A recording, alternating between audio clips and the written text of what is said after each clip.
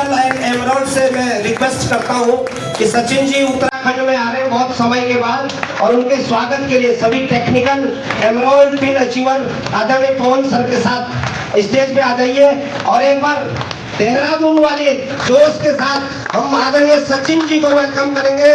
Welcome sir, welcome.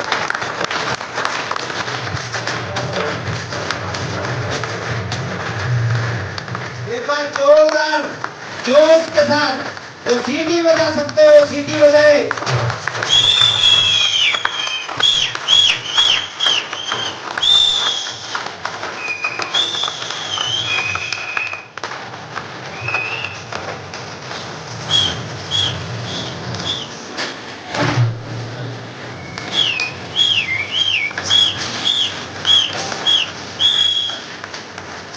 एक बार सभी लोग एक फोटोग्राफ्स के लिए आ जाइए, एक लाइन में आ जाइए, सभी लोग एक फोटोग्राफ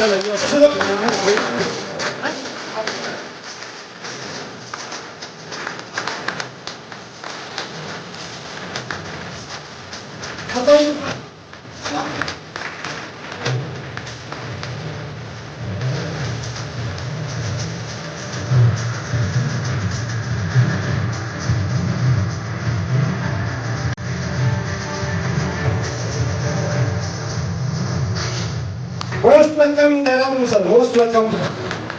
और एक बार जोरदार तालियों के साथ हम पवन सर को सादर अपने जगह पे मोस्ट वेलकम।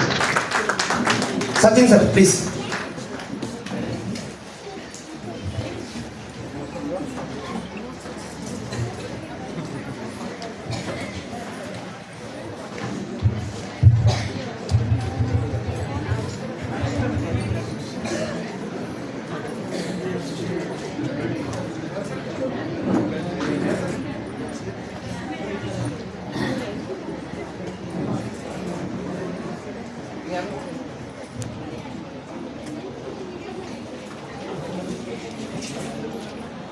अच्छा, मान लीजिए यहाँ पर कोई मैजिक हो जाए और आपके पास 10 करोड़ रुपए आ जाए, इमेजिन कर सकते हैं? मान सकते हैं? बचपन में हमें गणित में पढ़ा होगा ना, मान लो।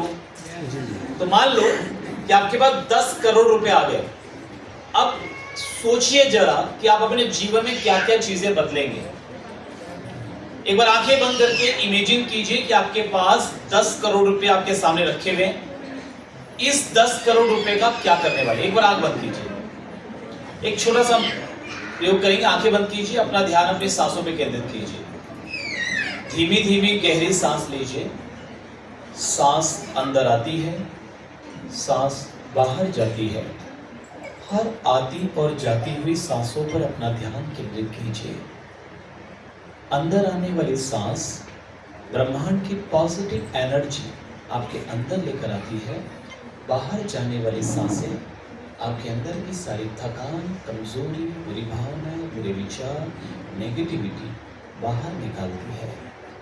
हर सांस के साथ आपका शरीर आराम में जा रहा है, रिलैक्स।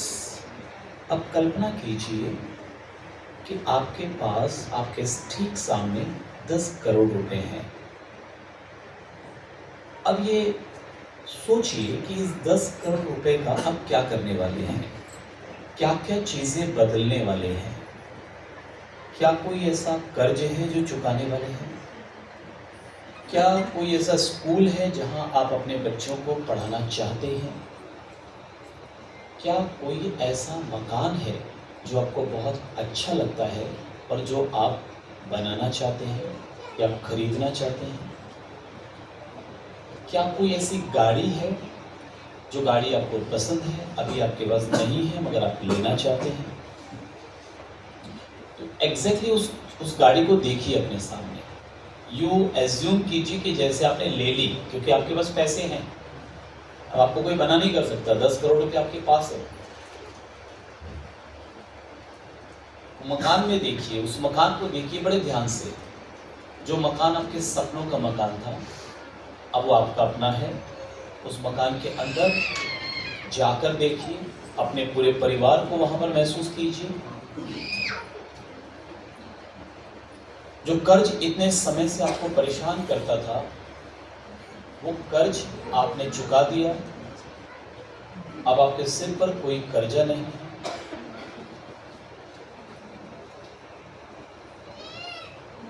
अब देखिए कि जिंदगी कैसी है।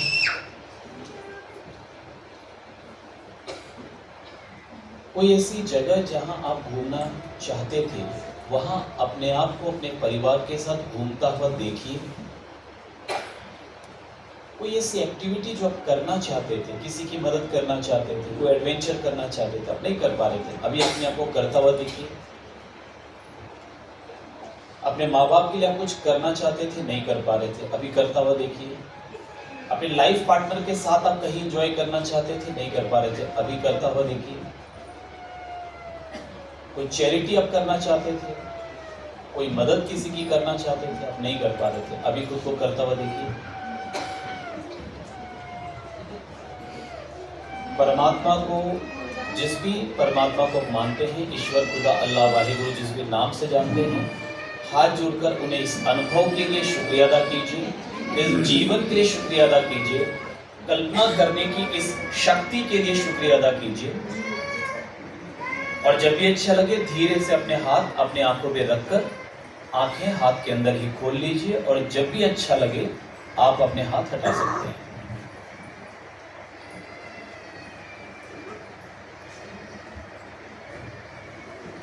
कैसा फील किया आपने?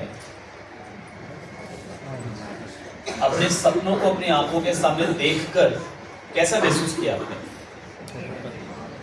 अच्छा लगा? और जिंदगी सच में ऐसी हो तो मुझे बताइए, कौन रोक सकता है आपको ये जिंदगी हासिल करने से? कौन रोक सकता है? आपके और आपके सपनों के बीच में कौन आ सकता है? कौन? कोई चुनौती, कोई मुश्किल, कोई तकलीफ? हर बड़ा काम जब आप करने के लिए निकलेंगे, जब कोई सपना लेकर आप अपनी आंखों में निकलेंगे, सामान्य जिंदगी जीते रहिए तो लोगों को कोई प्रॉब्लम नहीं है। लेकिन जैसे ही आप कुछ बड़ा सपना देखने की जरूरत करेंगे, अचानक से लोगों को प्रॉब्लम होने लगेगी, आपके आसपास वालों को समस्याएं आने लगेगी, वो आपके जीवन में चुनौतियां खड़ी करेंगी, परिस्थितियां और हालात आपके विपरीत होंगे।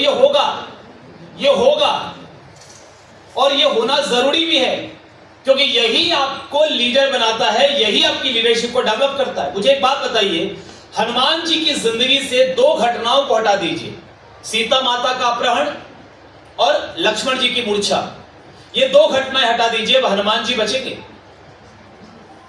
कौन हनुमान? हनुमान जी को हनुमान जी और एक भगवान का दर्जा दिया ही इन दो घटनाओं ने है। राम जी के जीवन से दो घटनाएं निकाल दीजिए, वनवास और सीता माता का अपहरण। अब राम जी, राजकुमार राम और राजा राम तो बन सकते हैं, भगवान राम तो वही दोनों घटनाओं के बाद बने हैं। जिंदगी में जब तक मुश्किलें नहीं आएंगी, आप लीडर भी नहीं बनेंगे। और मुश्किलें उन्हीं के जिंदगी में आएगी जो सपने देखेंगे। तो सपने देखिए और मुश्किलों के लिए तैयार रहिए, क्योंकि उन मुश्किलों के बाद ही आपकी खूबसूरत जिंदगी आपका इंतजार कर रही है। पुराने जमाने में हम लोग सुना करते थे, या हम लोग पौराणिक फिल्मों में, मूवीज में देखते हैं कि ऋषि मुनि जब यज्ञ करते थे ना, तो बाधाएं आती थी। आपने कभी ऐसा सुना कि शैतान यज्ञ कर रहे हैं, बाधाएं आ रही है? शैतान की जिंदगी में बाधाएं नहीं आती है। लेकिन जब कोई ऋषि मुनि यज्ञ करता है तो बाधाएं आती है। तो अगर आपके जीवन में बाधाएं आ रही है तो परमात्मा को धन्यवाद दीजिए कि उन्होंने ऋषि मुनि के रूप में आपको जन्म दिया है।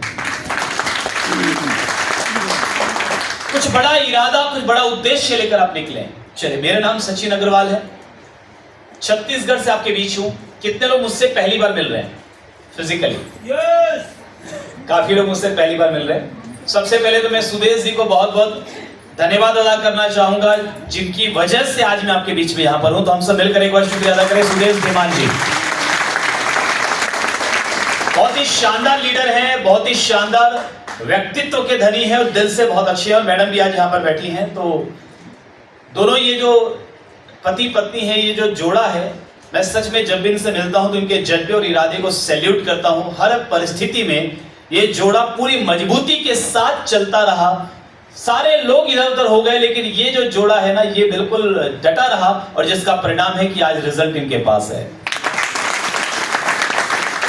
शुक्रिया करता हूं अनिल जी को, जो हमारे सारथी थे आज सुबह से लेकर अभी तक। और भोजन आपने क्या बताया था, किनके यहाँ से आया था? लीना रावत जी हैं यहाँ पर। हाँ, लीला रावत जी को मैं बहुत बहुत शुक्रिया अदा करना चाहता हूँ। बहुत स्वादिष्ट भोजन था आपका, दिल से बहुत बहुत शुक्रिया, थैंक यू। जितने भी लीडर्स यहाँ पर बैठे हैं, जो भी टेक्निकल अचीवर्स सीनियर लीडर्स यहाँ पर बैठे हैं, कि आपके सामने सर भी आए थे यहाँ पर, और जितने भी और सीनियर टेक्निकल अचीवर्स यहाँ पर बैठे हुए हैं, आप सभी को मैं बहुत बहुत धन्यवाद अदा करना चाहता हूँ। और आप सभी से एक बात कहना चाहता हूँ, ये जो टेक्निकल अचीवर आज यहाँ पर बैठे हैं ना, तो इनके पूरे देश में आज प्रोग्राम्स होते हैं। आज इनकी टीम उत्तराखंड से बाहर भी फैल चुकी है, कई जगह पर इनको बुलाया जाता है, ये जाते हैं और इससे भी ज्यादा लोगों के सेमिनार ये लेते हैं। मगर फिर भी अगर आज ये यहाँ पर हैं, तो ये आपको एक स्पष्ट रूप से मैसेज देना चाहते हैं। इस लेवल पर भी अगर ये यहाँ हैं, तो ये मैसेज देना चाहते हैं कि अगर जिंदगी भर आगे बढ़ना है तो जिंदगी भर सीखते रहना जरूरी है। शुक्रिया अदा करना चाहता हूं उन सभी साथियों को जिन्होंने आज की व्यवस्थाओं की जिम्मेदारियां ली, जिन्होंने ये चेक किया कि ये साउंड सिस्टम कहां से आएगा, जिन्होंने, जो हमारे भाई टिकट काउंटर पर बैठे हैं, कोई सैलरी नहीं मिल रही, वो अपनी जिम्मेदारी मानकर बैठे, कोई सैलरी नहीं, तो वो उनको धन्यवाद। जिन्होंने ये कुर्सियों का अरेंजमेंट किया, जिन्होंने ये सारी व्यवस्थाएं की, माला और ये सारी सजावट और ये सारा स्वागत, इन सभी का शुक्रिया। क्योंकि मेरा अनुभव है पिछले 22 साल का कि जो जितनी ज्यादा जिम्मेदारियां लेता है उसको उतनी ज्यादा गालियां मिलती है। तालियां नहीं, गालियां मिलती है। कोई भी कमी रह जाए तो उन्हीं को सुनने को मिलेगा। क्या व्यवस्था थी, साउंड सिस्टम बढ़िया नहीं था, बैठने की व्यवस्था अच्छी नहीं थी, बढ़िया कोई एसी वेसी थोड़ा और अच्छे से होना चाहिए था, और अगर स्पीकर ने ठीक ठाक बोला तब तो ठीक है, अगर स्पीकर ने भी ठीक नहीं बोला तो ये भी उन्हीं को सुनने को मिलेगा, किस नमूने को पकड़ के लाए थे, क्या बोल के, क्या कुछ समझ में नहीं आया। सो ये सारी, लेकिन साथ में मेरा अनुभव ये भी है कि जब जिंदगी में बड़ी बड़ी कामयाबियों की बात आती है तो पहला नंबर उन्हीं का आता है जो जिम्मेदारियां लेते हैं।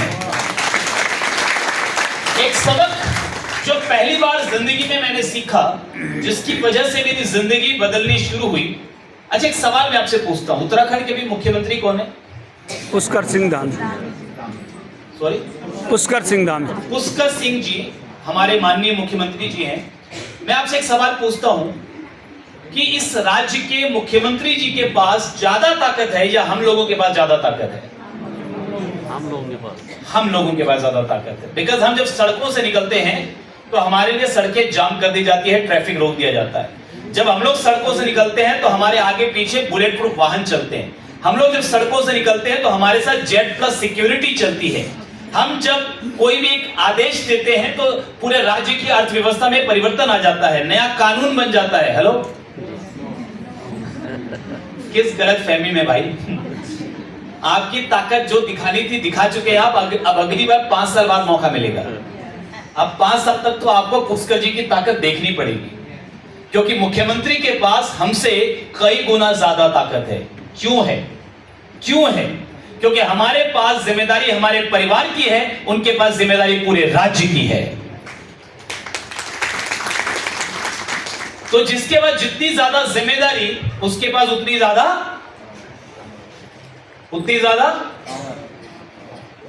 पावर, शक्ति। जिम्मेदारी बराबर शक्ति।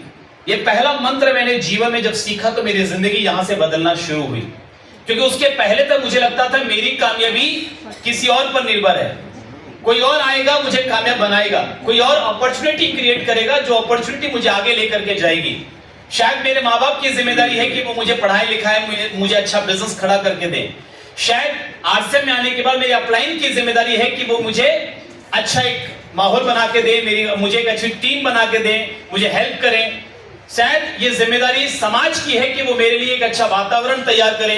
शायद ये जिम्मेदारी उस परमात्मा की है कि वो मेरे लिए अपॉर्चुनिटी क्रिएट करे। हेलो, अब तक मुझे लगता था कि अगर कोई चीज गलत हो रही है तो वो मेरी जिम्मेदारी नहीं है। अगर कोई चीज मेरे साथ कुछ गलत हो रहा है तो मेरी जिम्मेदारी नहीं है।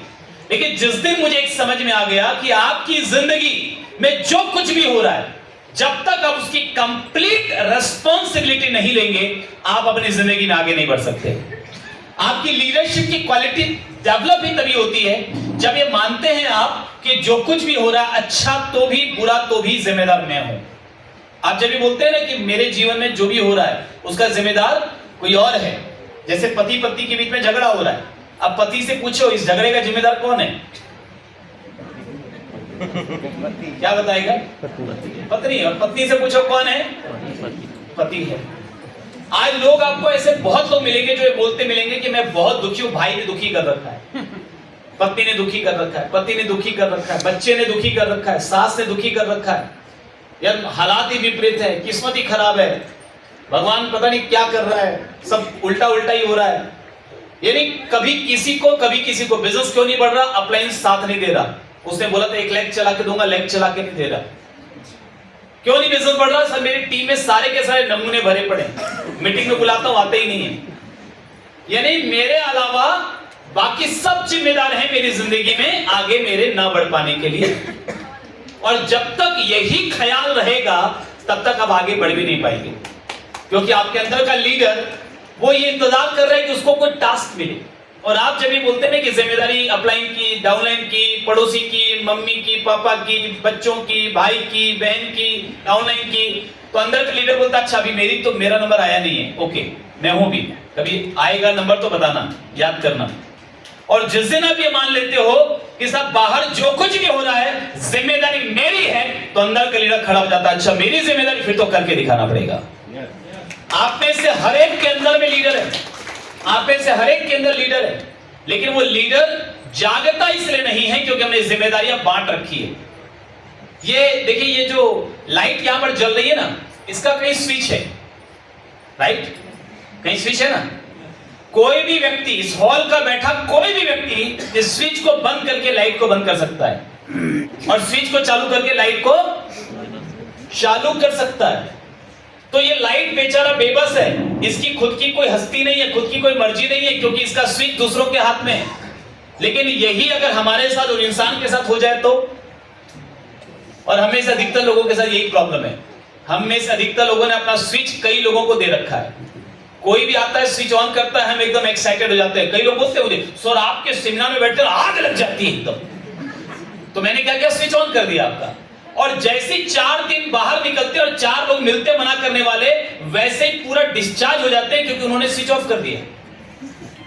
आपका स्विच कभी वाइफ ऑफ कर देती है, कभी हस्बैंड ऑफ कर देते हैं, कभी बच्चे ऑफ कर देते हैं, कभी प्रोस्पेक्ट ऑफ कर देता है, कभी पड़ोसी ऑफ कर देते हैं, कभी दोस्त ऑफ कर देता है। अगर आपका स्विच दुनिया के हाथों में रहेगा तो कोई ना कोई ऑफ करेगा ही करेगा, आपका स्विच ऑन रह ही नहीं सकता। तो अगर आप हमेशा मोटिवेटेड रहना चाहते हैं, चार्ज रहना चाहते हैं, तो सबसे पहला काम ये कीजिए, अपना स्विच जो दुनिया को बांट रखा है वापस ले लीजिए। कि आज के बाद कोई मुझे मोटिवेट नहीं कर सकता, कोई मुझे डीमोटिवेट नहीं कर सकता। मोटिवेट होऊंगा तो अपनी मर्जी से, डीमोटिवेट होऊंगा तो अपनी मर्जी से। इसके बिना शुरू नहीं होगा, इसके बिना कामयाबी की शुरू। बाकी सारी बातें जो मैं यहां करके जाऊंगा ना, वो बहुत सारे लोगों ने पहले भी की होगी। क्या फर्क पड़ेगा आपकी जिंदगी में? आज भी वही की वही जिंदगी है।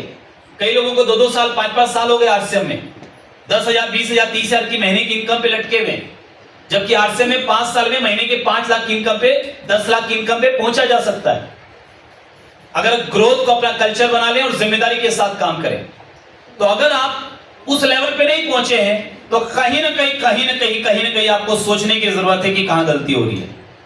हेलो, चल, तो क्या ये ठीक रहेगा कि मैं आज आपसे कुछ पॉइंट्स शेयर करूं, कुछ बातें शेयर करूं, लेकिन उसके पहले, क्योंकि बहुत सारे लोग पहली बार मिल रहे हैं, तो मैं आपको अपनी जिंदगी के बारे में थोड़ा बता दूं कि मैं कहां से आया हूं। यस सर, राइट, बेहतर रहेगा। चलिए, मेरा नाम जैसा कि मैंने बताया सचिन अग्रवाल है। बेसिकली मैं रायपुर छत्तीसगढ़ का रहने वाला हूँ। इसके पहले मैं जगदलपुर था, रायपुर 4 साल हो गए। रायपुर में हमने अपना मकान लिया और रायपुर में शिफ्ट हुए। और मकान लिया कब था? अक्टूबर 2020 में। 2020 से कोई याद आता है? क्या बात है, कोविड-19 याद आता है।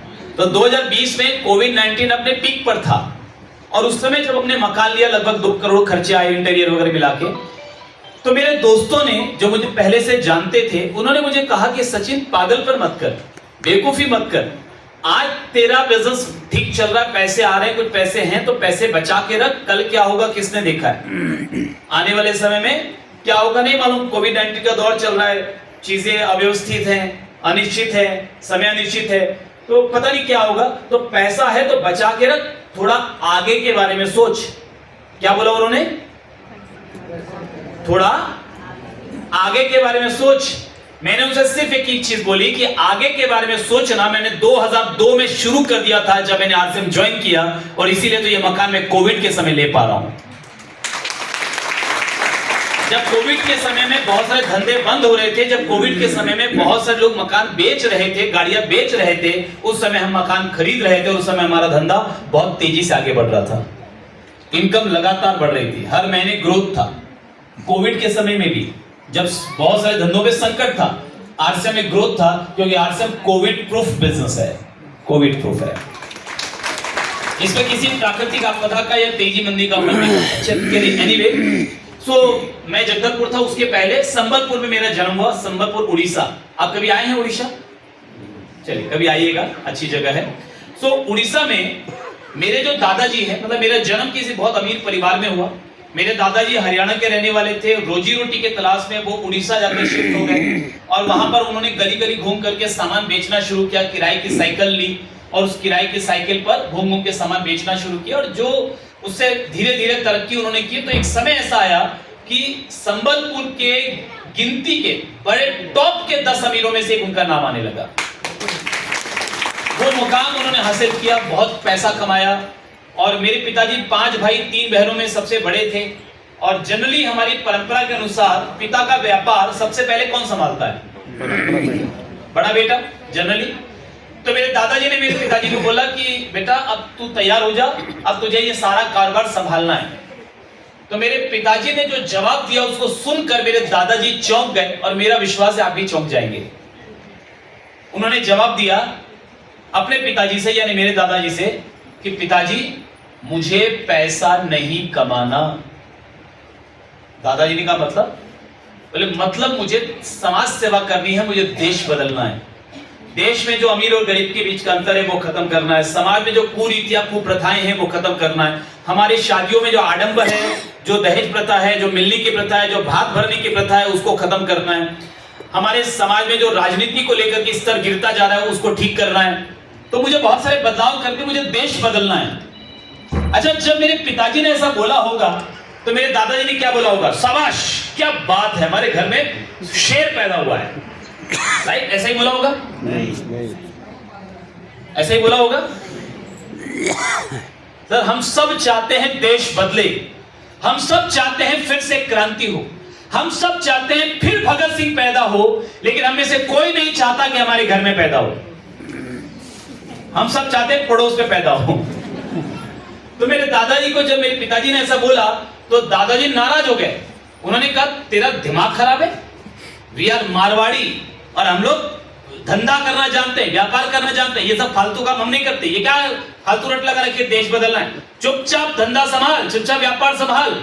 और मेरे पिताजी ने चुपचाप घर छोड़ दिया, व्यापार तो नहीं संभाला, घर छोड़ दिया। हम दोनों को लेकर, मैं 3-3.5 साल का था, बड़े भैया लगभग 5 साल के थे, श्याम अग्रवाल, और उन दोनों को लेकर के वो जगदलपुर आ गए, मम्मी पापा। और उस दिन के बाद हमारे गरीबी का सफर शुरू हुआ, क्योंकि बिना कुछ पैसा लिए आए तो एक एक रुपए के लिए हम मोहताज हुए। और पिताजी का ध्यान भी नहीं था पैसा कमाने में, जो थोड़ा बहुत कमाते थे वो समाज सेवा में लगा देते थे।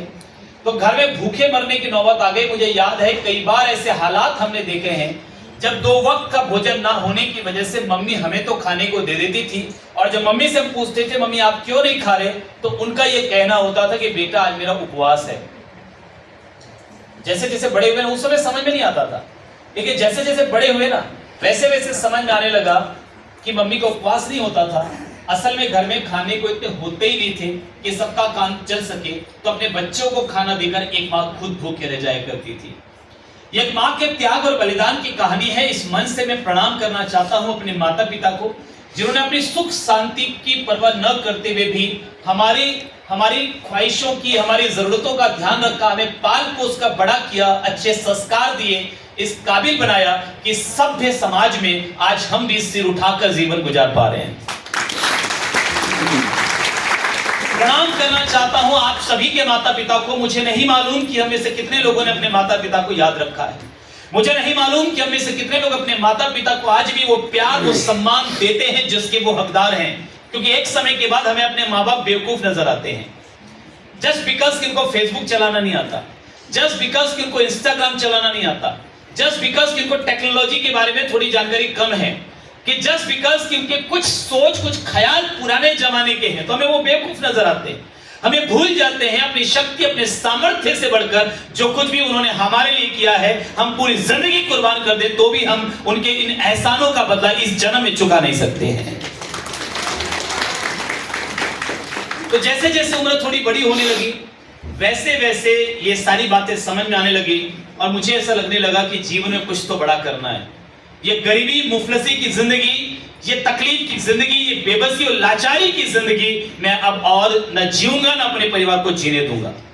लगभग 14 साल की उम्र में मैंने अपना स्वयं का कारोबार स्टार्ट किया और अपने पिताजी से हाथ जोड़कर कहा कि पिताजी अब आप समाज सेवा पूरी तरह से आप कर सकते हैं, अब घर की परिवार की जिम्मेदारी मैं संभालूंगा, आप जो भी कमाएंगे आप समाज सेवा में लगाइए, मैं आपको उसके लिए नहीं वो रोकता, लेकिन घर में चलाऊंगा।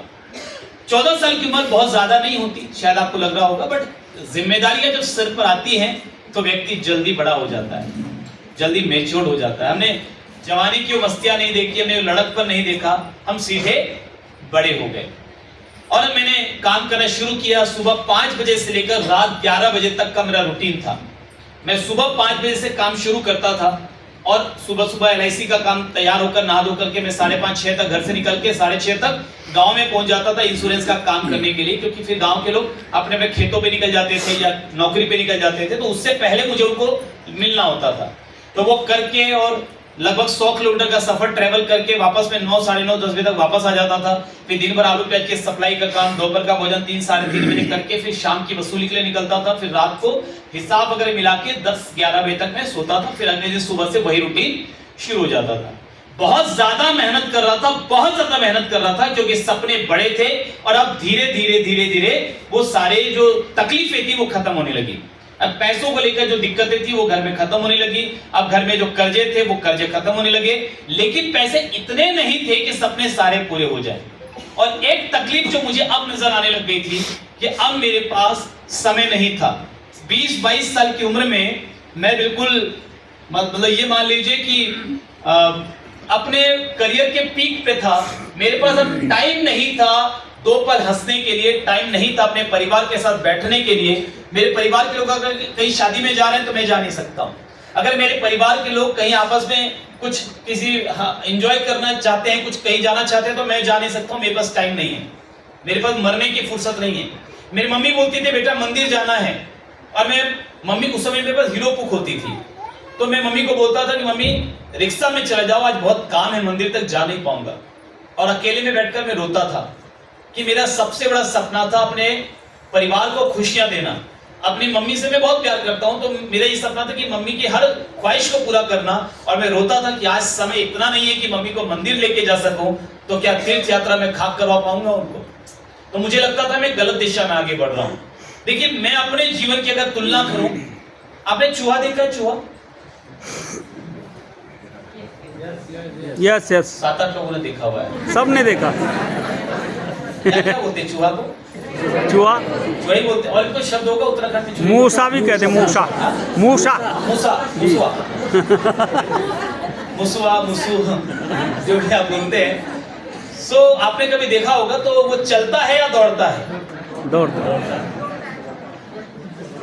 चलता है या दौड़ता है? दौड़ता है वो, दौड़ता है। और कहाँ पहुंचता है? दिल में। दिल से निकलता है, दिल में पहुंचता है। पूरी जिंदगी दौड़ता है मगर कहीं नहीं पहुंचता है। RCM से पहले मैं भी बहुत दौड़ रहा था, मगर वहां पहुंच नहीं पा रहा था जहां पहुंचना चाहता था। दौड़ बहुत हो रही थी, पहुंच नहीं पा रहा था। इस बीच मेरे पास RCM आया। ये सब करते हुए 7-8 साल हो गए। इस बीच मेरे पास RCM आया। रात के 12 बजे RCM का प्लान लेकर मेरे अप्लाई मेरे पास आए। आप में से कभी कोई गया रात के 12 बजे किसी को प्लान दिखाने? कोई गया? कुछ है पागल? कुछ है? आप जा रहे हैं आजकल, बहुत बढ़िया। कुछ पागल हैं हमारी तरह। हम तो गए हैं कई बार, क्योंकि हमारे पास टाइम नहीं था। जब मैंने आरसीएम को बिल्ड करना शुरू किया, मेरे पास वर्तमान काम चल रहा था, रूटीन मैंने बता दिया 5 से लेकर रात को 11, और उसको डिस्टर्ब नहीं कर सकता था। तो कई बार ऐसा होता था कि रात को 10 बजे हम निकले किसी गांव की तरफ, 12 बजे पहुंचे, प्लान दिखाया, 2 बजे वापस बैठे और 4 बजे बाइक से घर पहुंचे वापस, और फिर 6 बजे नहा धो के वापस 1 घंटा रेस्ट किया, निकल पड़े फिर से। इस तरह कई लोग शिकायत करते हैं टाइम नहीं है, कैसे करें, करना तो चाहते हैं, आप नहीं करना चाहते हैं, फालतू खुद को धोखा मत दीजिए। जिसको करना होता है उसके लिए रास्ता निकल आता है, बैठकर टाइम पास करने से फायदा नहीं। कई बार लोग मुझसे आकर के पूछते हैं, सर हमको कोई हल बताइए ना, कोई रास्ता बताइए, कोई हल बताइए, हमारे पास टाइम नहीं, हम करना चाहते हैं। मैंने कहा क्यों करना चाहते हो? नहीं, बच्चों से प्यार करते हैं, उनको अच्छे स्कूल में भेजना है, हमको घर अच्छा बनाना है, माँ बाप की सेवा करनी है, हमको घूमना एंजॉय करना है। मैंने कहा तुमको सच में हल चाहिए? बोला हाँ सर हल बताइए ना। मैंने कहा हल तुमको नहीं चाहिए, सोच लो, अगर हल मैं दूंगा तो चलाना भी तो पड़ेगा।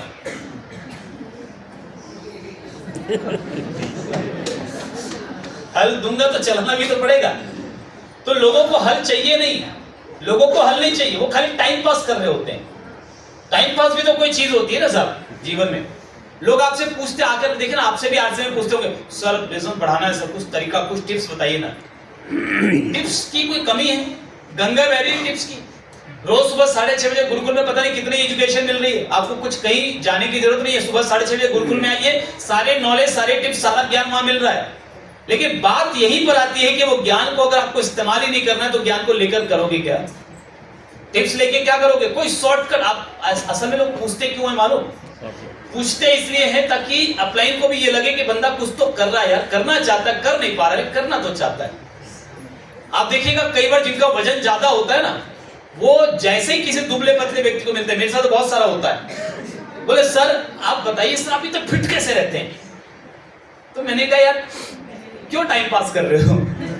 टाइम पास नहीं, बोले सर बताइए ना। मैंने कहा टाइम पास मत करो, क्योंकि आपको भी अच्छे से मालूम है फिट कैसे रहना है। आप नहीं कर रहे हो और आज तक इतनी ज्ञान मिलने के बाद भी नहीं किया, तो मैं बता दूंगा तो कौन सा कर लोगे आप? मुझे बताइए कौन सा ऐसा व्यक्ति है जिसका वजन ज्यादा है, जिसको ये नहीं मालूम है कि सुबह सुबह वॉक करना चाहिए, सुबह सुबह व्यायाम करना चाहिए? नहीं मालूम? बताइए कि भाई खाने में थोड़ा संतुलन रखना चाहिए, थोड़ा सलाद ज्यादा खाना चाहिए, खीरा ज्यादा खाना चाहिए। किसको नहीं मालूम है? सबको मालूम है। फिर करते क्यों नहीं है? क्योंकि उतनी मेहनत कौन करेगा? तो करना नहीं है तो फिर पूछ क्यों रहे हो? टाइम पास भी तो कोई चीज है। एक बार मैं ट्रेन में बैठा था तो एक व्यक्ति दूसरे व्यक्ति से बोलता है, भाई साहब कहाँ रहते हैं? बोला मैं छत्तीसगढ़ में। बोले आप? अरे बोले मैं भी छत्तीसगढ़ में रहता हूँ। छत्तीसगढ़ में कहाँ? बोले सर मैं रायपुर में। बोले आप कहाँ रहते? बोले मैं भी रायपुर में रहता हूँ। अच्छा रायपुर में कहाँ? बोले सड्डू में। अच्छा आप कहाँ? बोले मैं भी सड्डू में रहता हूँ। अरे बोले सड्डू में? अच्छा सड्डू में कहाँ? बोले अवंती एलिगेंस नाम की बिल्डिंग है वहां। अच्छा बोले वहां, मैं भी तो वही अवंती एलिगेंस में रहता हूँ। अवंती एलिगेंस में कहाँ? बोले C202 में। अच्छा C202 में, मैं भी तो C202 में रहता हूँ। अब मेरा दिमाग खराब हो। मैंने कहा तुम मजाक कर रहे हो? एक ही फ्लैट में रहते हो, दोनों एक दूसरे को जानते नहीं? बोले तू चुपचाप बैठ जा, और बाहर बैठे टाइम पास कर रहे हैं। क्या करें, ट्रेन में खाली बैठे, तो टाइम पास भी तो कोई चीज है ना साहब।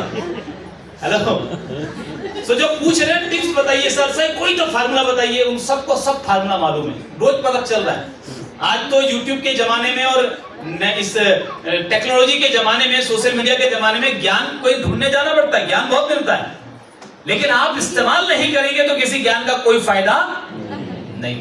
तो रात के 12 बजे मैंने प्लान दिखाया, क्योंकि मेरे पास टाइम नहीं था और मुझे कामयाब होना था। आग लगी हुई थी यहाँ पर सीने में। मैं हमेशा अपने हर मीटिंग में और अपने हर डिस्ट्रीब्यूटर से एक ही चीज बोलता हूं, बाकी सारी चीजें सेकेंडरी है। अगर आप सच में कामयाब होना चाहते हैं तो सबसे पहली चीज आपके सीने में आग होनी चाहिए।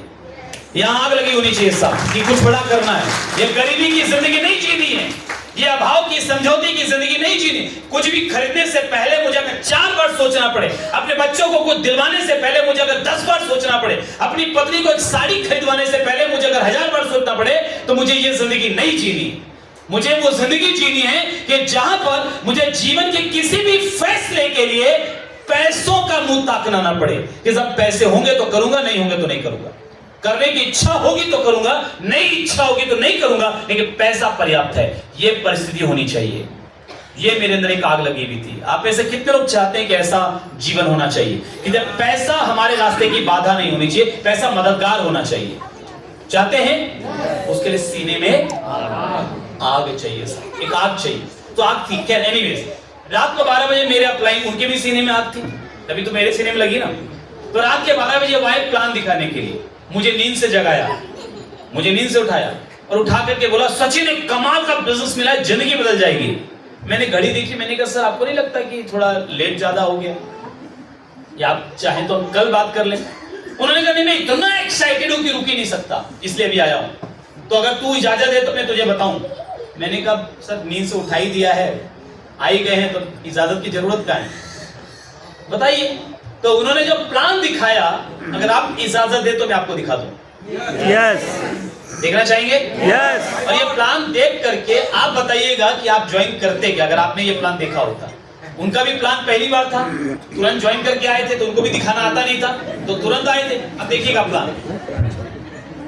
हाँ, हंस क्यों रहे, ध्यान से देखिए। उन्होंने बोला हाँ दूसरा बार कर लेना, ओके। प्लान ध्यान से देखना, बहुत बहुत कुछ सीखने वाली बात है। तो उन्होंने कहा सचिन ये देख, ये तू है। मैंने कहा सर मतलब? बोले मान ले तू है। अच्छा, मैंने कहा ठीक सर। बोले तूने ये 1480 का कपड़ा ले लिया, इसमें 3 शर्ट 3 पैंट और एक काले रंग का बैग था। अगर कुछ पुराने साथी हैं तो उनको ध्यान होगा, अब तो खैर ऐसा है नहीं, हाँ उस जमाने। बोले ये 1480 का कपड़ा तूने खरीद लिया, मैंने अभी तक तो खरीदा नहीं है। बोले मान ले तूने खरीद लिया। मैंने कहा अच्छा ठीक है, खरीद लिया। बोले फिर क्या? तुझे 2 लोगों को बेचना है। मैंने कहा फिर? बोले ये 2 लोग 4 को बेचेंगे। मैंने कहा फिर? बोले फिर क्या? तू और मैं दोनों करोड़पति। ये प्लान है, हो गया प्लान।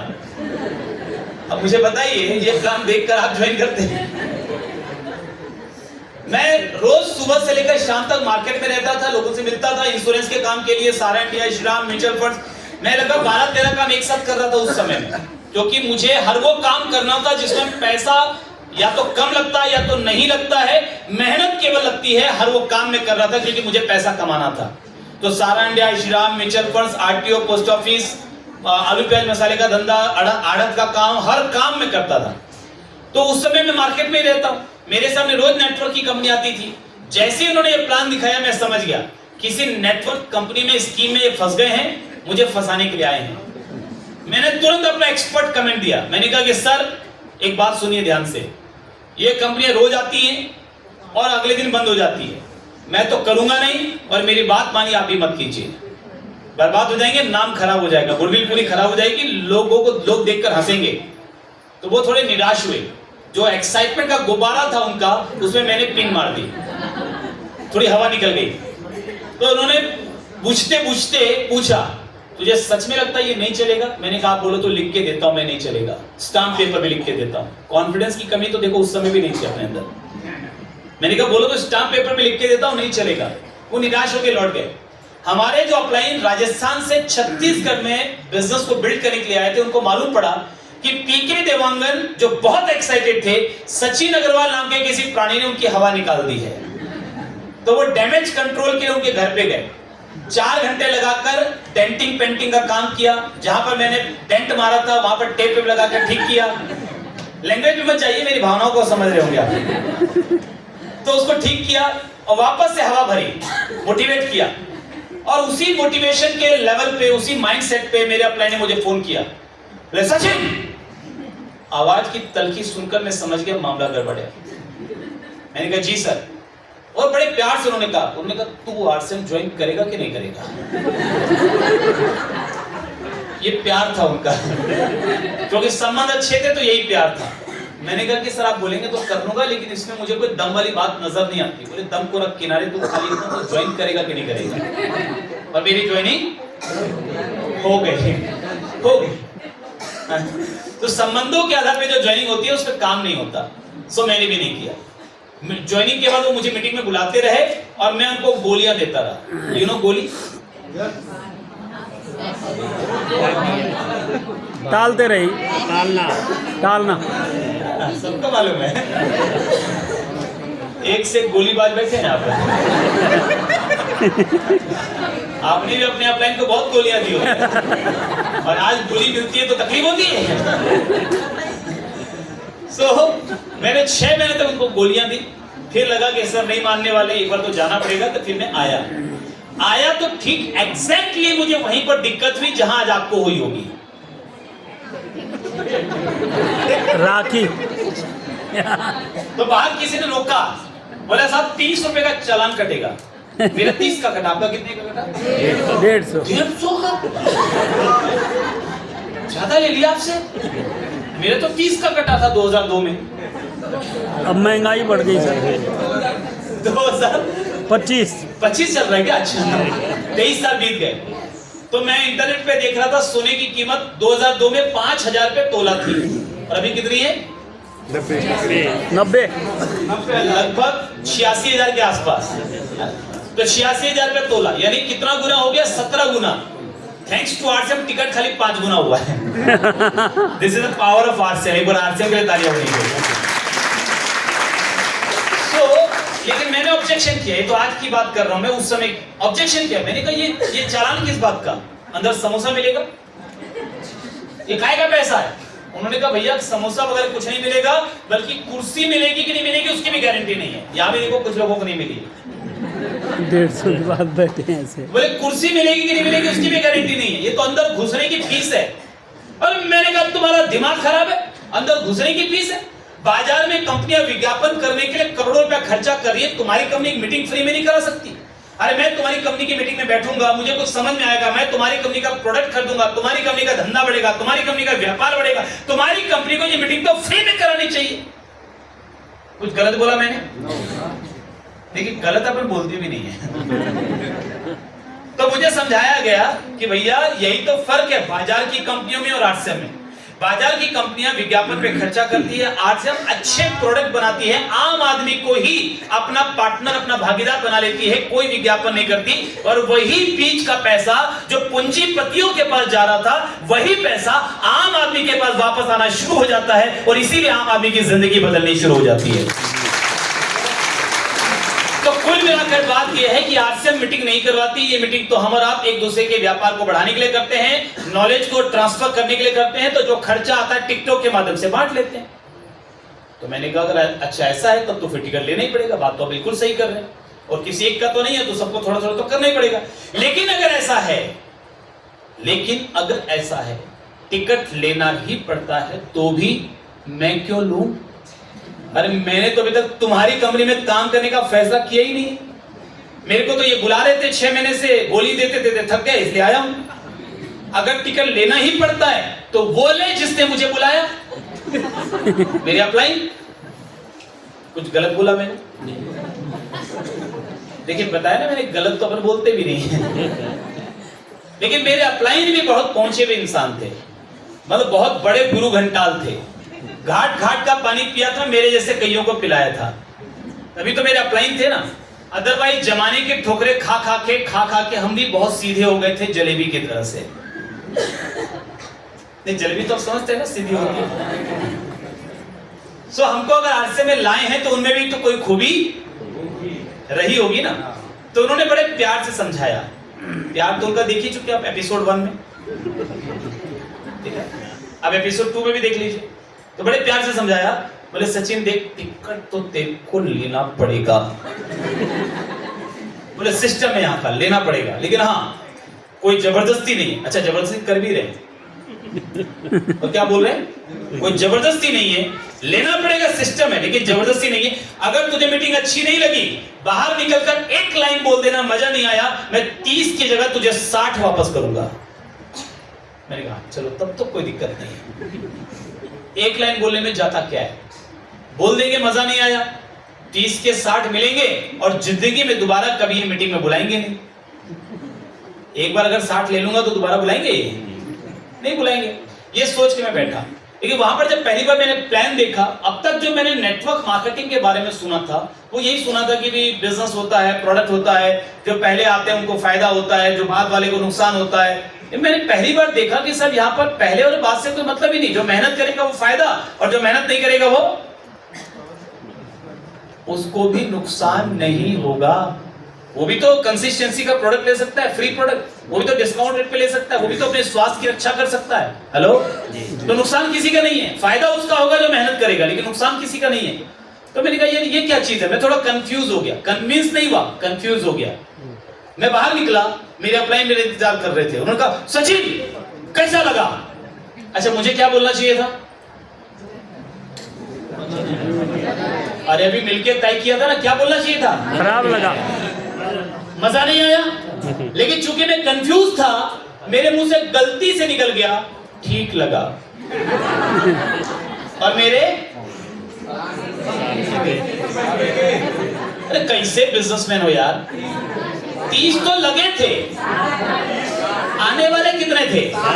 तो 60 गए ना, तो मेरे 60 रुपए डूब गए। बट उस दिन के बाद मैंने आरसीएम को स्टडी करना शुरू किया, कई किताबें पढ़ी। मैंने किताब पढ़ी the parable of the pipeline Burke Hedges, मैंने किताब पढ़ी यू इंक अगेन बर्कहेजेस, मैंने किताब पढ़ी बिजनेस स्कूल रॉबर्ट कियोसाकी, मैंने किताब पढ़ी rich dad poor dad Robert Kiyosaki. और ये कुछ 3-4 किताबें पढ़ने के बाद मुझे एक बात समझ में आ गई, अमीर के पास अमीर बनने के 1000 तरीके हैं, एक आम आदमी के पास अमीर बनने का एक तरीका है, उसका नाम है आरसीएम। और इसीलिए आज मैंने शुरुआत ही की थी 10 करोड़ से। हेलो, आज शुरुआत की थी ना अपने 10 करोड़ से, वो इसीलिए की थी कि एक आम आदमी भी जो चाहे वो हासिल कर सकता है, जितना चाहे उतना कमा सकता है। मेहनत करनी पड़ेगी, सीखना पड़ेगा, लेकिन कर सकता है। तो मैंने कहा ये वो तरीका है। और आग तो लगी हुई थी, कुछ करना है। उस दिन के बाद फिर मैं रुका नहीं, और मैं जहां गया लोग ज्वाइन, लोग पैसे लेकर तैयार बैठे थे। सर आप कहां थे? हम तो ये पैसे लेकर कितने ही सालों से आपका ही इंतजार कर रहे थे। ये लीजिए सर पैसा, ज्वाइन करा दीजिए। जिसके पास गया ज्वाइन, जिसके पास गया ज्वाइन, जिसके पास गया ज्वाइन, और मैं आ गया। ऐसा तो नहीं।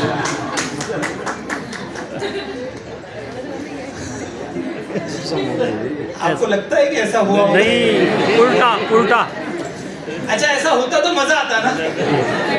नहीं आता साहब, नहीं आता। अच्छा मुझे एक बात बताइए, आपको अगर ये मालूम पड़ता कि कोई एक ऐसा बंदा आ रहा है जिसको किस्मत से कामयाबी मिली है, आप मुझे सुनने आते? नहीं। क्यों आए हैं? आपको ये मालूम पड़ा कि कोई एक ऐसा लड़का आ रहा है जिसने मेहनत और संघर्ष करके कामयाबी को हासिल किया है।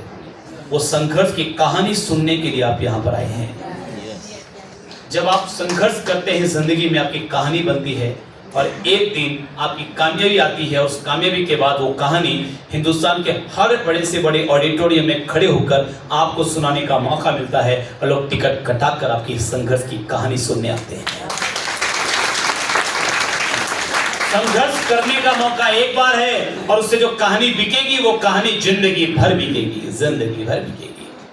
ये तो मौका है, ये तो मौका है। और जितना ज्यादा संघर्ष होगा उतना ज्यादा कहानी दमदार होगी। आप किसी ऐसे मूवी की कल्पना कीजिए जिस मूवी में आप गए, एक लड़का एक लड़की दोनों स्कूल में साथ पढ़ते थे, आपस में अच्छे दोस्त थे, फिर कॉलेज में गए, वहां पर एक दूसरे से प्यार हुआ। उसके बाद फिर दोनों कॉलेज पढ़ के निकले, फिर लड़के ने कोई काम शुरू किया, अच्छा चल निकला, लड़की ने भी, और दोनों एक दूसरे को प्यार करने लगे। तो अपने अपने घर में बात की, लड़की ने बात किया, लड़की के माँ बाप तैयार हो गए, लड़के ने बात किया, लड़के के माँ बाप तैयार हो गए, दोनों की शादी हो गई, बच्चे हुए और हंसी खुशी पिक्चर खत्म हो गई। कोई जाएगा पिक्चर देखने? आप पिक्चर देखने कब जाते हो? मजा कब आता है? जब अचानक से कहानी में आता है ट्विस्ट। कोई विलेन होता है, या तो लड़की का बाप विलेन निकलता है या लड़के का बाप, ये शादी मैं नहीं होने दूंगा। आप बोलते अब आया मजा। फिर लड़के को हीरो को कई गुंडे मिलकर पीटते हैं, खूब पीटते हैं, बाद में वो खड़ा होता है, फिर से अब कुछ हो रहा है, देखने में मजा आ रहा है। वो सिंपल कहानी कौन देखने आएगा? तो आपकी कहानी में अगर कोई दर्द नहीं होगा तो कौन सुनने आएगा? जितना दर्द होगा उतने बड़े ऑडिटोरियम से सुनाने का मौका मिलेगा, उतने ज्यादा लोग सुनने के आएंगे। तो मैं, अच्छा ये नहीं हुआ तो कुछ और हुआ होगा। तो असल में क्या हुआ था वो भी जानना चाहेंगे क्या? नहीं, सब नहीं जानना चाहते। आवाज सबके नहीं आ रही। जानना चाहते हैं सभी? मेरे साथ हैं? मैं गया सबसे पहले अपने सबसे अच्छे दोस्त के पास, जिसको हम लंगोटिया यार बोलते हैं। आप लोग यहाँ क्या बोलते हैं? वही लंगोटे यार। हाँ? वही लंगोटे यार। वही लंगोटिया बोलते हैं ना, लंगोटिया यार। बचपन में जिसके साथ सारे झूठे सच्चे काम साथ किए, पुण्य पाप दोनों साथ किए, लफड़े उफड़े सब साथ किए, एक दूसरे के राजदार, हर गुनाह में भागीदार, उसको बोलते हैं लंगोटिया यार। तो मुझे पक्का यकीन था ये तो करेगा ही करेगा और कोई करे। तो मैं सबसे पहले उसके पास गया, उसने पूरा प्लान देखा, फिर धीरे से बोलता है भाई एक बात बोलूं, बुरा मत मानना। अब जब कोई सामने से बोले ना बुरा मत मानना, आप समझ जाओ कुछ ऐसा ही बोलने वाला है जो बुरा ही लगने वाला है। ये तो भूमिका बना रहा है वो। तो मैंने कहा बोल भाई। तो बोलता है भाई अगर आसिम की बात करनी हो ना तो दोबारा मेरे घर पे मत आना। अच्छा बोल कौन रहा है? लंगोटे यार। जिसके और मेरे बीच में पैसा कोई मायने नहीं रखता। वो 5,000 मुझसे यूं ही मांगने में दे दूंगा, पूछूंगा भी नहीं क्या चीज के लिए। मैं उससे मांग लूं वो दे देगा। और वो 1500 1480 रुपए के लिए मुझे क्या बोल रहा है, आरसीएम की बात करनी हो तो मेरे घर पे मत आना। दिल छल्ली छल्ली हो गया। तो मैंने उसको बोला भाई तेरे घर पे आऊंगा, आज के बाद तेरे साथ आरसीएम की बात नहीं करूंगा। और मैं गया सीधे अपलाइन के बाद, मैंने कहा सर मुझसे होगा नहीं। उन्होंने मोटिवेट किया, खैर वो चलता रहेगा। फिर मैंने दोबारा काम शुरू किया, फिर लोगों को प्लान दिखाया, फिर किया। धीरे धीरे एक दिन सफलता तो मिलती है। रिजेक्शंस पे अगर आप घबराते नहीं है, रुकते नहीं है, छोड़ते नहीं है, तो एक दिन तो रिजल्ट आता है। तो रिजल्ट आया। और जितनी बार मेरे पास पैसा आता था, जब जब पैसा आया बढ़ते क्रम पर आया, मैं मिठाई लेकर उसी दोस्त के पास जरूर गया, क्योंकि दोस्ती मैंने तोड़ी नहीं थी। हर खुशी को उसी के साथ सेलिब्रेट करता था। तो जब न्यूट्रीचार्ज की तरफ से मुझे स्विट्जरलैंड का टूर मिला, स्विट्जरलैंड। अच्छा आप में से कितने लोग हवाई जहाज की सैर कर चुके हैं? कर चुके हैं। अच्छा अब ईमानदारी से बताना, जिसका मन ना हो वो मत हाथ खड़ा करना, मेरा रिक्वेस्ट है आपसे प्लीज। कितने लोग सच में अपने पूरे परिवार के साथ हवाई जहाज में बैठकर किसी सुंदर सी जगह पे घूमने जाना चाहते हैं? पक्का? पक्का? चलिए। अच्छा इंटरनेशनल फ्लाइट पे कभी गए? गए। जो गए हैं उनको मालूम होगा, जो नहीं गए उनको मालूम पड़ जाएगा जब आप जाएंगे। आरसीएम के साथ चलते रहिए, आरसीएम आपको पूरी दुनिया घुमाएगा, चिंता मत कीजिए। मैं जब स्विट्जरलैंड पहली बार गया, अभी तक क्या मुझे मालूम था कि हवाई जहाज में मोबाइल काम नहीं करता, एयरप्लेन मोड पे रखना पड़ता है या स्विच ऑफ करके रखना पड़ता है, राइट? जब स्विट्जरलैंड की फ्लाइट में मैं बैठा, मुझे पहली बार मालूम पड़ा कि यहाँ सैटेलाइट वाईफाई है। सैटेलाइट वाईफाई मतलब जूम कॉल कर सकते हैं, व्हाट्सएप कॉल कर सकते हैं, फेसबुक कॉल कर सकते हैं। मैंने कहा मजा आ गया, अब कॉल करेंगे किसको? बड़े समझदार है आप, बड़े समझदार है आप। तो मैंने उसको कॉल किया, मैंने कहा और भाई क्या हाल है? कितना लाइन, कितना वर्ड, और भाई क्या हाल है, 5 शब्द। अगले आधे घंटे तक वही बोलता रहा। पूछ मत भाई, हालत खराब है, गवर्नमेंट जीएसटी ले आती है, किसी के समझ में कुछ नहीं आता, पोर्टल काम नहीं करता, खुद वकील के समझ में नहीं आ रहा है, income tax officer, GST officer के समझ में नहीं आ रहा क्या क्या कानून है, कोई मशीनरी अच्छी नहीं, कोई व्यवस्था अच्छी नहीं है। इसके अलावा अगल बगल में 5 दुकानें और खुल गई है, मार्जिन काट के बेचते हैं, गला काट, प्रतिस्पर्धा हो गई है, ग्राहक किसी का सगा नहीं रहा, कभी हमारे पास लेता है, कभी वहां से लेता है, उधार खा के भाग जाता। आधा घंटे मैंने कहा बस कर भाई। और आज यही स्थिति मोर देन 95% लोगों की है। आप खाली पूछ लो क्या हाल है, पूछ मत, यहाँ दुखता है, यहाँ दुखता है, यहाँ दुखता है। बहू बात नहीं सुनती, सास बात नहीं मानती, पति ध्यान नहीं देते, पत्नी बात नहीं मानती, कहना नहीं मानती, अपलाइन लेग नहीं चलाता, भगवान साथ नहीं दे रहा, जीवन में परिस्थिति मुश्किल। क्या कर रहे हो भाई? क्यों रो रहे हो? और जिसके सामने रो रहे हो आपकी प्रॉब्लम सॉल्व करेगा? सहानुभूति की तलाश में कटोरा लेकर घूम रहे हैं हम लोग। सहानुभूति दे दो भैया, सहानुभूति दे दो, थोड़ा सिंपैथी, थोड़ा दया कर दो, मेरे पर थोड़ा दया दिखा दो। और हमको ये नहीं समझ में आता है कि जिंदगी में 2 में से एक चीज मिलती है, या तो दया और या तो कामयाबी, या तो सिंपैथी या तो सक्सेस। क्या चाहिए? क्या चाहिए साहब? तो आज के बाद किसी के सामने रोना नहीं, आज के बाद किसी की दया की जरूरत नहीं है, क्योंकि आपकी जिंदगी से किसी को सच में कोई मतलब नहीं है।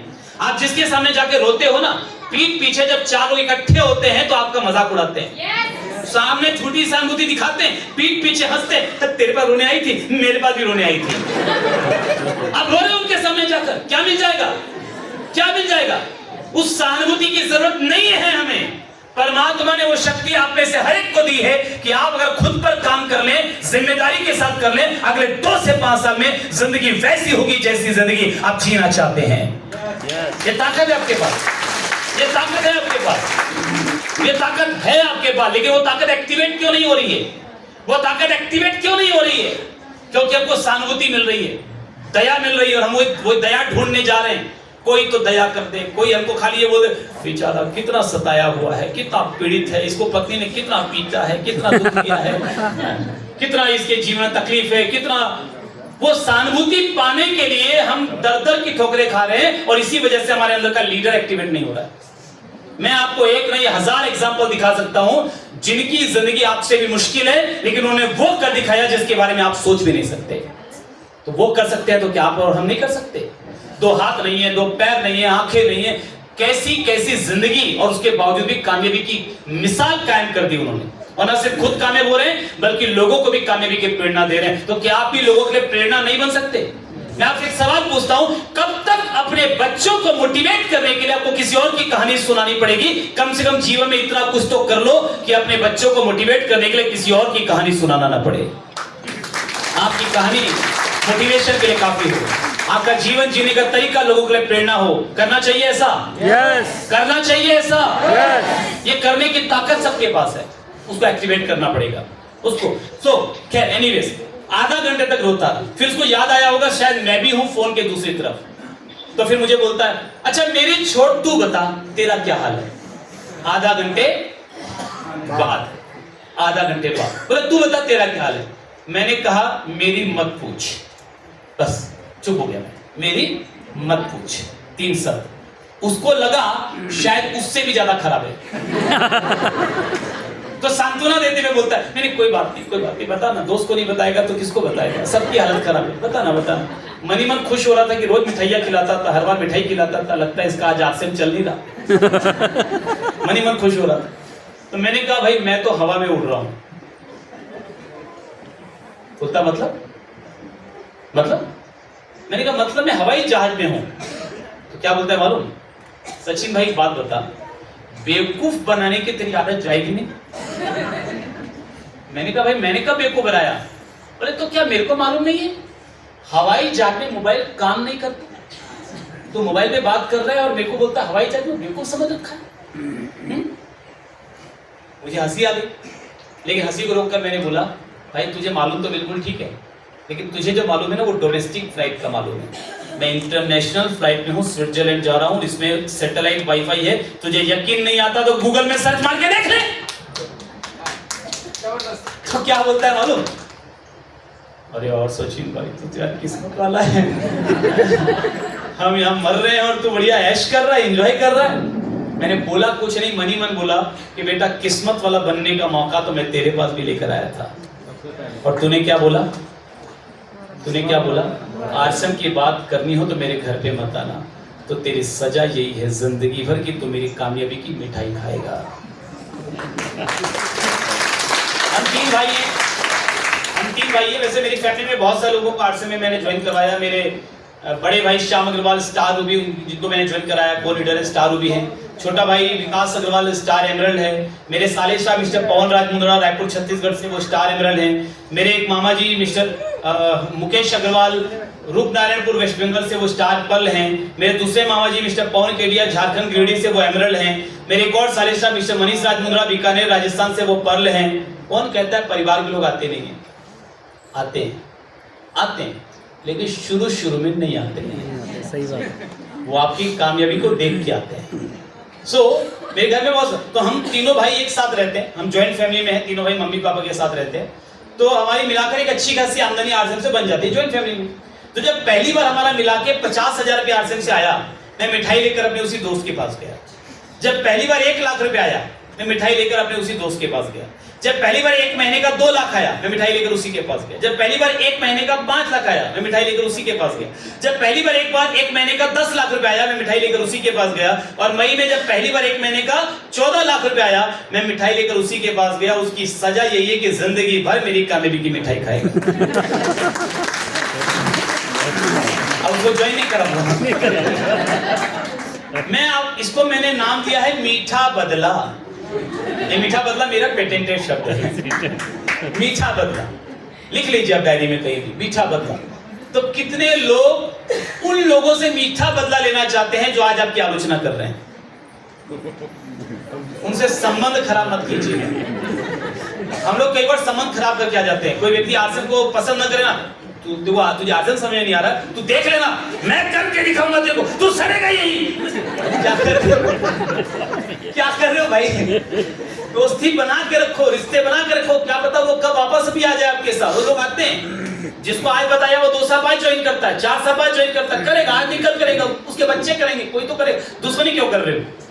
दुश्मनी। और मजा तब है जब आप उसकी दोस्ती बनाए रखो और अपनी कामयाबी को उसी के साथ सेलिब्रेट करो। तो अगर वो सच्चा दोस्त है तो खुश हो जाएगा, और सच्चा दोस्त नहीं है तो अंदर अंदर उसके सीने में सांप लौटेंगे, आपका तो बदला फिर भी पूरा होगा। हेलो भाई, आप तो दुश्मनी कर ही नहीं रहे, आप तो 4 बातें सुना। कपिल देव की मूवी आई थी, मतलब कपिल देव के ऊपर बनी थी 1983, जो वर्ल्ड कप हम जीते थे उस पर मूवी बनी थी 83। देखिए किसी ने 83 नहीं, लेकिन देखिए बहुत मस्त मूवी है 83। तो 83 मूवी में जब इंडियन क्रिकेट टीम सेमीफाइनल में पहुंच गई, इंग्लैंड के साथ सेमीफाइनल था, पेपर में खबर छपी कि साहब इंग्लैंड को तो वॉकओवर मिल गया, बच्चों के साथ खिलाया जा रहा है। अरे इंडिया टीम, बच्चों की टीम, ये क्या खेलेगी, ये तो कई गलती से पहुंच गए। इंडियन टीम ने जब वो पढ़ा खबर तो सब गुस्से में आग बबूला। कपिल देव के पास आए, कपिल देव बैट साफ कर रहे हैं, उनके पास आए, बोले पाजी ये सुना आपने, ये पढ़ा आपने? कुछ नहीं, वो शांत है। अरे ये क्या लिखा है हमारे बारे में, अब बुलाओ प्रेस कॉन्फ्रेंस, जवाब दो इनको। वो कुछ नहीं, चुपचाप अपना बैट साफ कर रहे। तो एक ने कहा अरे आपको कुछ फर्क नहीं पड़ रहा, ये इतना हमारे बारे में कड़वा कड़वा लिख रहे हैं, आपको तकलीफ नहीं हो रही? कपिल देव ने बड़ी शांति से कहा जरा एक बात ठंडे दिमाग से सोचो, आज हमने प्रेस कॉन्फ्रेंस बुला ली, बुला सकते हैं, मैं कैप्टन में बुला सकता हूं, बुला ली, हमने जवाब भी दे दिया, और कल हम मैच हार गए, हमारे जवाब की कोई वैल्यू है? और हमने आज जवाब नहीं दिया और कल मैच हम जीत गए, जवाब की कोई जरूरत है?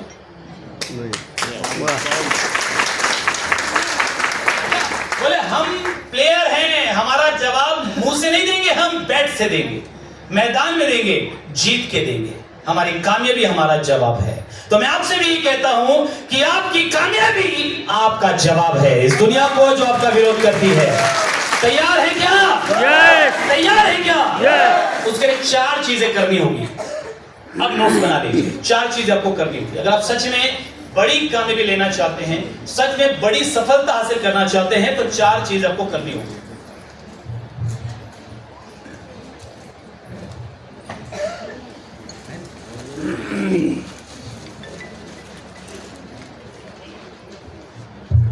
सबसे पहले you have to make goals. Goals आपके लक्ष्य होने चाहिए। क्या करना चाहते हो, क्या पाना चाहते हो, क्या बनना चाहते हो, क्या हासिल करना है, कैसा जीवन जीना है, ये आपके पास लिखित में होना चाहिए। कितने लोगों के पास कम से कम अगले 5 साल का गोल है लिखित में, on the paper? On the paper कुछ लोगों के पास है, ऑन द पेपर, कि 5 साल में क्या करना है, 6 महीने में क्या करना है, 1 साल में क्या करना है, 2 साल में क्या करना है, 3 साल में क्या करना है, 5 साल में क्या करना है, कम से कम अगले 5 साल का, कम से कम 2030 तक का, कम से कम 2030 तक का। आज नहीं है जिनके पास, कोई बात नहीं, 2030 का गोल बनाइए। यहां से जाने के बाद कम से कम 2030 तक का गोल बनाइए। जीवन के हर क्षेत्र का गोल बनाइए। बैलेंस होना चाहिए, केवल एक क्षेत्र का गोल नहीं, हर क्षेत्र का।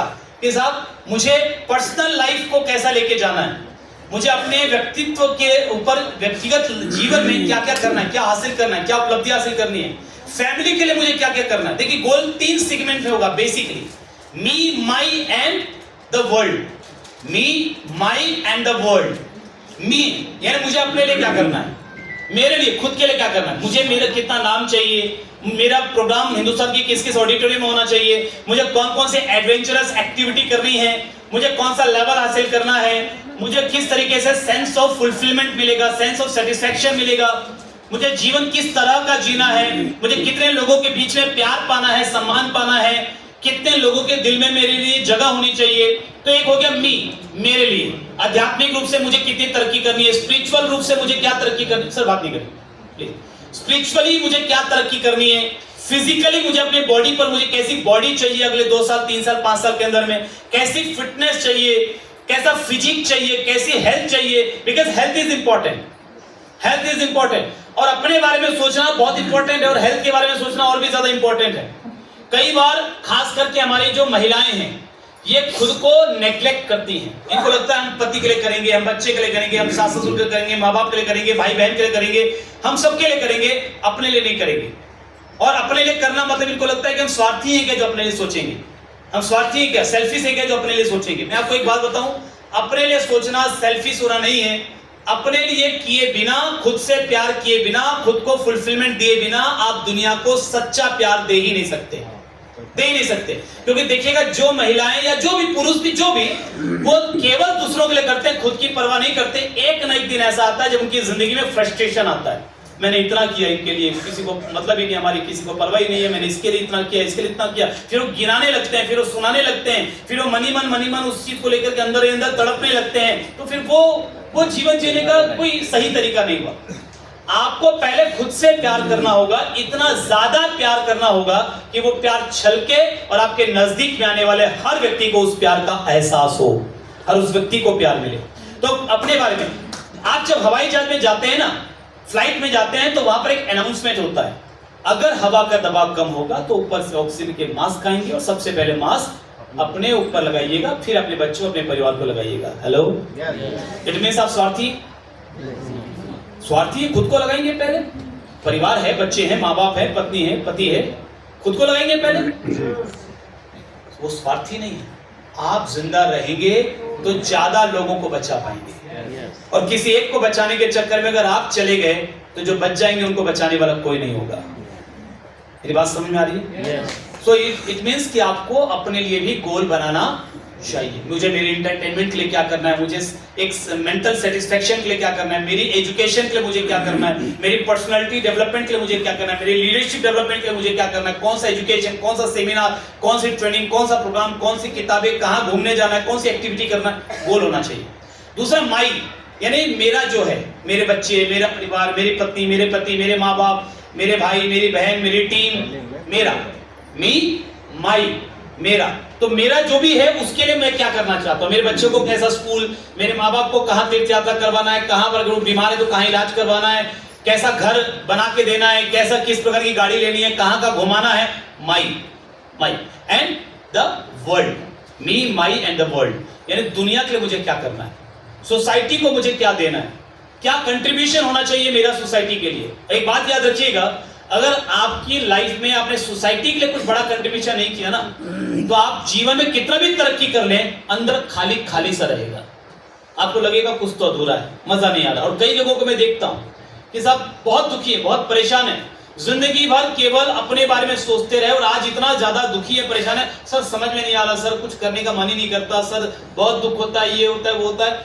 मैं समझ पा रहा हूं, पूरी जिंदगी में वो दूसरों के बारे में कभी सोच ही नहीं रहे, और आज भी जब उनको बताते हैं तो उनको लगता है ये सॉल्यूशन थोड़ी है, मेरे अंदर खाली लग रहा है, मैं दूसरों की मदद कर दूंगा तो इससे मेरा क्या हो जाएगा। करके तो देखिए, करके तो देखिए। आपकी पहचान दुनिया में वही है जो आप दुनिया को देते हैं। आप दुनिया से जो ले रहे हैं वो आपकी पहचान नहीं है, आप जो दुनिया को दे रहे हैं। दुनिया का हर धंधा, हर प्रोफेशन देने वाले के नाम से जाना जाता है।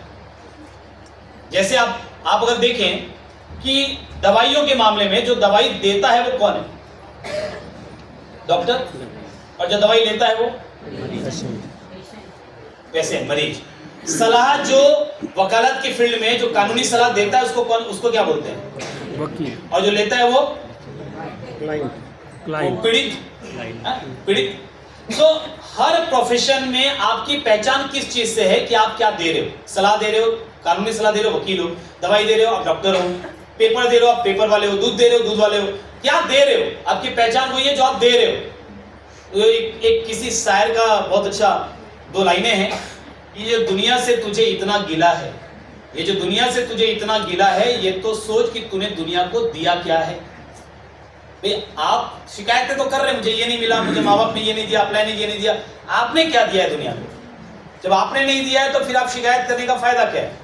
सो आपकी पहचान उसी चीज से बनेगी कि आपने क्या दिया। देने वाला देवता, देवता कौन? देने वाला, और लेने वाला